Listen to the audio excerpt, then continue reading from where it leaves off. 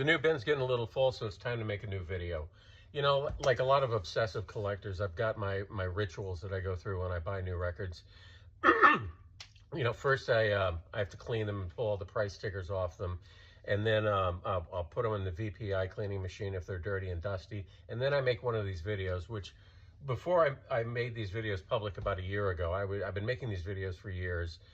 For just a handful of my record collector friends, and I'd send them the video. So I've kind of like shared the new stuff I got, and then finally listened to it completely, starting with side 1 to side 2, and fully digest it before I can finally file it alphabetically. So that's my ritual.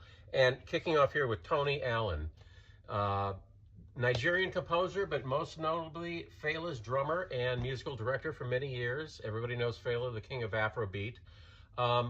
This is not an Afrobeat record. This was probably his 4th or 5th solo record. And it's minimalistic, psychedelic, electronic. It's funky, it's jazzy, it's moody, it's atmospheric. But there aren't the big horns and percussion like you hear on his Afrobeat records. This is, he had moved to Paris years ago and maybe fell in with the club kids. I don't know. But this is his electronic record. I think it's great. I think it's not dancey at all necessarily. It's very hip and minimal and moody and dark and sparse. But you can imagine people looking for a big Afrobeat party would be disappointed. So it's kind of a controversial record in Tony Allen's discography. Moving up next, the legendary Django Reinhardt. I hesitated to buy Django on vinyl for many years because I had so many CDs from the 90s. I discovered him in the late 80s and I was just smitten. I'd heard nothing like him before. And I have the Mosaic CD box set, as well as several individual CDs. So, but I saw this for 80 bucks. It's on Affinity Records, which is a UK jazz label that does reissues. So it was legit. He's one of the first guys to put guitar front and center even before amplification. So you could maybe argue he was one of the first original guitar heroes. If you want to have that argument, I think it's kind of stupid to say somebody was first or somebody was best, because there's always somebody right behind them who could be just as good. So what's the point? It's a pointless argument. But guys like Lonnie Johnson, Charlie Christian, if you want to say who was the first, you could lump them into the mix with Django. But Django was great. He played a blend of American swing with Eastern European folk music, with a little Spanish flamenco and French musette. Now, what is French musette? It's 19th century French musette. Is an accordion-based music. It's a Parisian street music that's mainly polkas and waltzes. That whole combination just made his sound and his incredible dexterity. He was an incredible guitar player, and the music swung like nobody's business.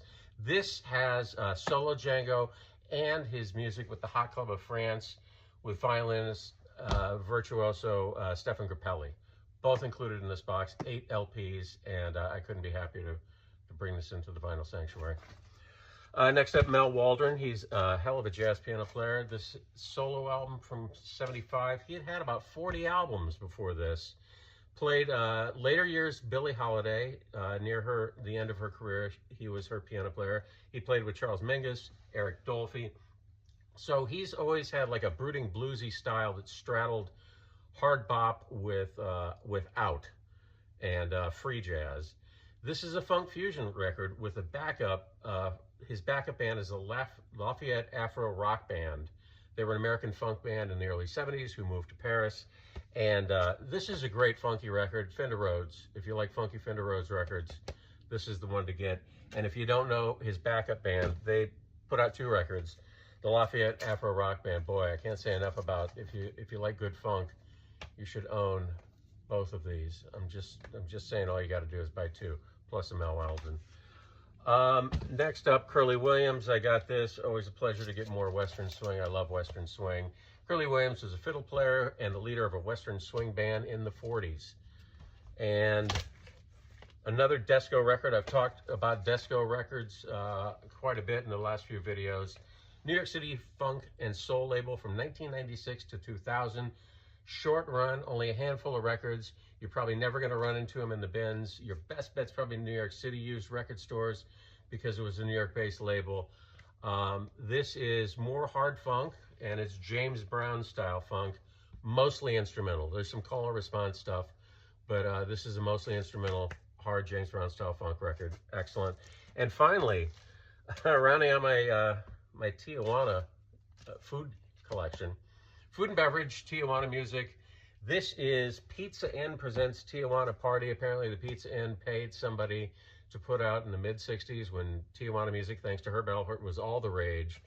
This, and it's more sanitized mariachi music that's fun to collect and not easy to find. So I'm adding it to my Tijuana food and beverage section, which has the king of Tijuana records, Colonel Sanders, of course, and Tequila A Go-Go, which is a great one. And I showed this one last week, Squirt Soda.